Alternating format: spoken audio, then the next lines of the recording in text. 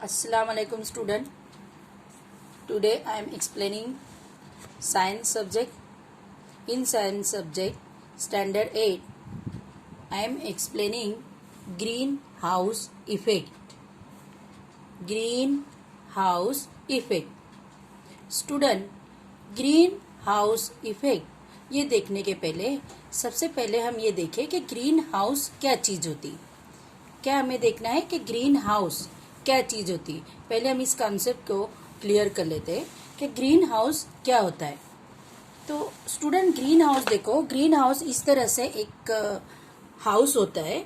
आप देखोगे यहाँ पर जो ग्रीन हाउस होता है इस तरह से एक हाउस होता है, इस तरह से एक एंक्लोजर होता है, स्ट्रक्चर बना होता है, ग्लास का स्ट्रक्चर बना होता है जिसमें जो सन की जो हीट होती है, सन की हीट यहाँ पर तो आती है, सन की हीट जो रेज होते हैं, सन के रेज यहाँ पर तो आते हैं, मगर सन के रेज वहाँ पर रिफ्लेक्ट होते हैं। रिफ्लेक्ट होने के बाद ये एनक्लोजर के अंदर ट्रैप्ड हो जाते। समझ आया आपको? ये एनक्लोजर है, इसके अंदर ट्रैप्ड हो जाते और हीट वापस यहीं पर रहती। इस तरह से ग्लास का स्ट्रक्चर होता है। देखो इस तरह से ये ग्लास के स्ट्रक्चर में ये छोटे छोटे प्लांट ग्रो करते। ठीक है, ये छोटे छोटे प्लांट ग्रो करते। सपोज अब ये प्लांट ग्रो करना है, हमें ये प्लांट ग्रो करना है। ये प्लांट के अंदर कुछ प्लांट ऐसे है, कुछ प्लांट ऐसे है जो वार्म कंडीशन चाहिए उन्हें। क्या चाहिए? Warm condition. मगर यही प्लांट को हमें कोल्ड कंडीशन में, कोल्ड क्लाइमेट में हमको करना है। क्या चाहिए उनको? Cold climate. तो इनको कोल्ड क्लाइमेट के करने के लिए हमें प्रॉब्लम आ जाएंगी। प्लांट है, वार्म कंडीशन चाहिए उनको, वार्म क्लाइमेट चाहिए और हमें कोल्ड क्लाइमेट में करना है। तो इसके लिए क्या करते हैं, इस तरह से ग्रीन हाउस इफेक्ट में प्लांट को यहाँ पर हम इसे क्या करते हैं, ग्रो करते।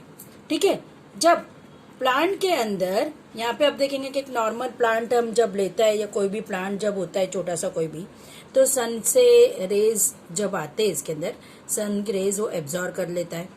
ठीक है, सन रेज एब्जॉर्ब करता है फॉर फूड बनाने के लिए in the process of photosynthesis. और रेज एब्जॉर्ब करने के लिए कुछ रेज ये एब्जॉर्ब कर लेता है और कुछ रेज रिफ्लेक्ट कर लेता है।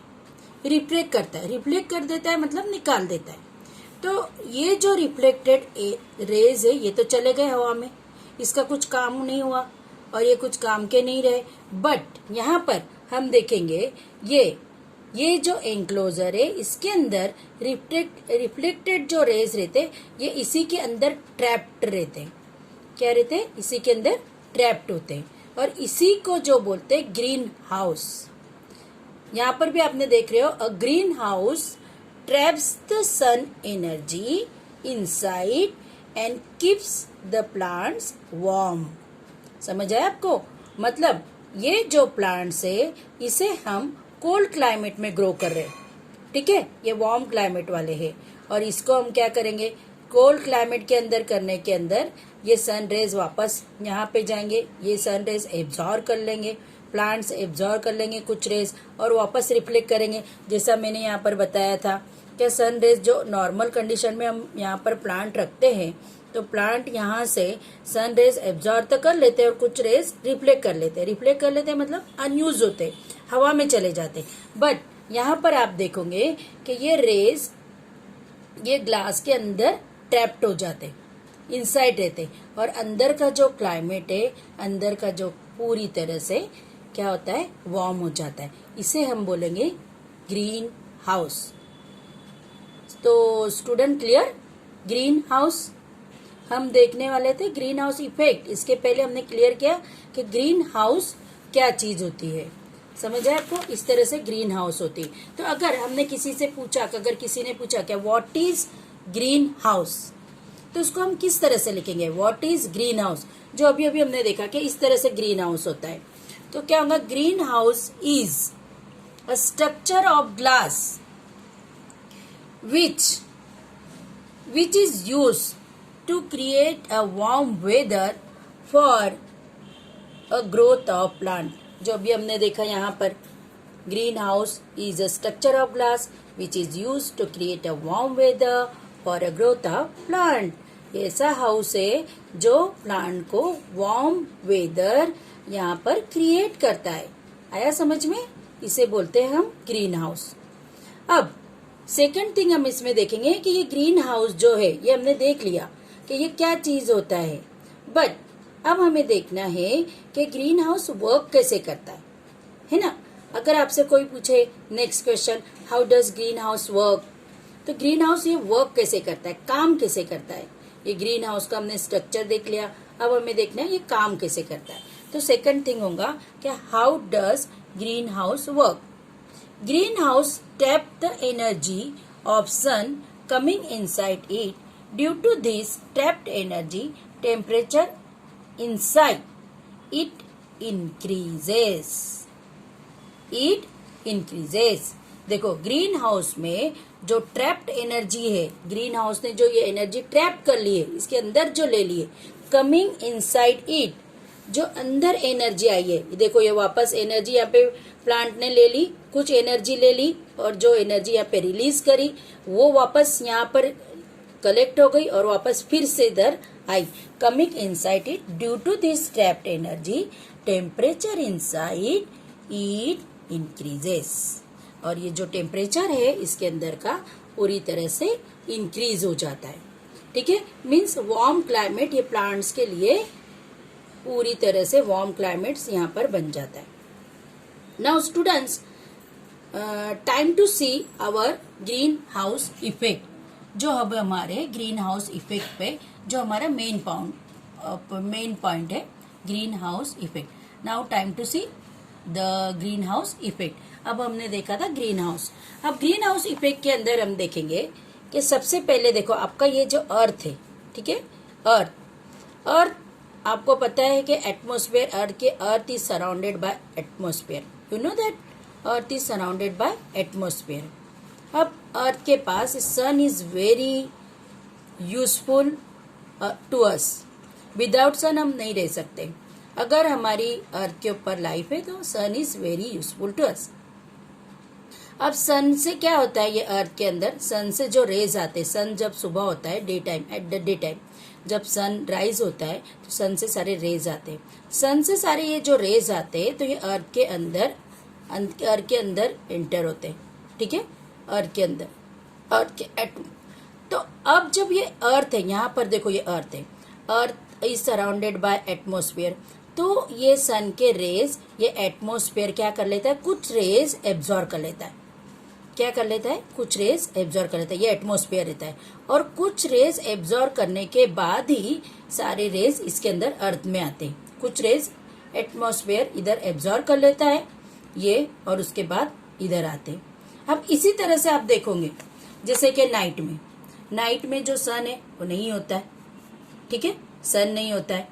तो यहाँ पर सन के जो इसने रेज एब्जॉर्ब किया होता है, जो डे टाइम में जो एब्जॉर्ब किया होता है सन ने, तो ये सन ने जो रेज एब्जॉर्ब किया होता है, ये रेज अर्थ के अंदर कुछ वार्म होते, अर्थ के अंदर कुछ रेज इसके अंदर होते हैं, तो अर्थ थोड़ा वार्म होता है, जो डे टाइम में यहाँ पर हुआ है। देखो डे टाइम में ये सन के रेज एब्जॉर्ब होते हैं, इसीलिए थोड़ा वार्म क्लाइमेट यहाँ पर क्रिएट होता है, तो हम यहाँ पर रह पाते हैं अर्थ के ऊपर। बाकी देखो दूसरे प्लैनेट पे हम नहीं रह पाते ड्यू टू सन। और अब नाइट में जो ये अर्थ ने सन से जो एनर्जी रिलीज हुई है वो एब्जॉर्ब की है यहाँ पर। ठीक है ना, ये एनर्जी जो एब्जॉर्ब की है ये यहाँ पर रिलीज होंगी। ठीक है, नाइट के टाइम पर या तो रेडिएट होंगी। जो अर्थ ने डे टाइम पर जो सन से एनर्जी लिए, सन से जो हीट लिए, ये अर्थ है, ये यहाँ पर रिलीज होंगी। थोड़ी एनर्जी यहाँ पर नाइट में रिलीज होंगी। इसलिए नाइट में हमारा थोड़ा वार्म क्लाइमेट, थोड़ा कोल्ड क्लाइमेट होता है कंपेयर टू डे। हमारे यहाँ पर कोल्ड क्लाइमेट होता है compare to day, because here in day time sun rays falls on the earth and it absorbs the rays, and here sun rays radiate, some heat radiate from the earth. Understood? तो यहाँ पे इस तरह से होगा। अब हमें इसी तरह से पूछेंगे कि ग्रीन हाउस इफेक्ट, इसे हम किस तरह से बताएंगे, किस तरह से बोलेंगे। अब ये जो है ये पूरा ग्रीन हाउस इफेक्ट है। पहले हमने देखा था ये ग्रीन हाउस और इसका ग्रीन हाउस इफेक्ट हमने यहाँ पर देख रहे। अब इसको हम किस तरह से बोलेंगे, what is a green house effect. तो इसमें क्या होगा, earth absorb heat from the sun. देखो, earth absorb heat from the sun during day, at night it radiate the heat, at night it radiate the heat। Day time में ये सन क्या, अर्थ क्या करता है, हीट सन से क्या करता है, सन ड्यूरिंग डे एब्जॉर्ब करता है हीट डे में, एंड नाइट में क्या करता है, इट रेडिएट या तो रिलीज करता है, हीट रिलीज करता है। The heat but the atmosphere reflect some of the heat back to the earth. मगर ये एटमोस्फेयर क्या कर देता है, कुछ heat back to the earth. ये वाला, ये जिस तरह से कांच का आपने यहाँ पर देखा था, कांच का ग्लास यहाँ पर देखा था, इसी तरह से ये हीट क्या करता है, बैक टू द अर्थ क्या करता है, रिफ्लेक्ट करता है some of the heat back to the earth. It keeps weather warm, इसीलिए हमें थोड़ा ठंडा लगता है, यहाँ पर थोड़ा वार्म रहता है। वरना क्या होगा, यहाँ पर हमारा वार्म कंडीशन होने की वजह से हम यहाँ पर नाइट में भी रह सकते हैं, थोड़ा वार्म होने से। वरना इतना ठंडा होगा कि हम बिल्कुल भी नाइट के टाइम पर नहीं रह सकते हैं, even at night. This is called green house effect, this is called green house effect. अब स्टूडेंट हम देखेंगे कि ग्रीन हाउस इफेक्ट के अंदर green house gases, next second point है ग्रीन हाउस गैसेस। अब ग्रीन हाउस गैसेस में होता है nitrogen, oxygen, carbon dioxide, water vapour, organ, methane. ये सब क्या एयर के अंदर के मिक्सचर है, ये सब क्या है, एयर के अंदर के मिक्सचर है। अब इसके अंदर के नाइट्रोजन और ऑक्सीजन, इसका जरा भी ये ग्रीन हाउस पर इफेक्ट नहीं होता है। और कार्बन डाइऑक्साइड अगर जितना ज्यादा होगा उतना ज्यादा हीट रिफ्लेक्ट होगी, कार्बन डाइऑक्साइड जितना ज्यादा होगा उतना ज्यादा हीट रिफ्लेक्ट होंगी। वाटर वेपर का इसके ऊपर इफेक्ट होता है ग्रीन हाउस पे, ऑर्गन का इफेक्ट नहीं होता है। मीथेन, वाटर वेपर और कार्बन डाइऑक्साइड का ग्रीन हाउस पर इफेक्ट होता है। ठीक है, तो ये हमें कार्बन डाइऑक्साइड, वाटर वेपर और मीथेन से हमारे ग्रीन हाउस के ऊपर इफेक्ट होता है। इसमें एक नाइट्रस ऑक्साइड करके भी आता है जो एयर में ही होता है, nitrous oxide. It also effect the green house effect, that this is the also one type of gas which is come in the air. Now अब हमको ग्रीन हाउस के बारे में बोलेंगे कि ग्रीन हाउस गैसेस क्या होते, तो हम इसे किसी भी तरह से बताएंगे कि green house gases are the gases which are responsible for reflection of radiate heat. Greenhouse gases are the gases which are responsible for reflection of radiate heat from earth to earth itself, and they causes greenhouse effect. This is called greenhouse gases. Okay students, now what is the cause of greenhouse gases? What can be done for this? We can see in the next lesson, in the next period. Okay बेटा, अल्लाह हाफिज, अल्लाह हाफिज बेटा।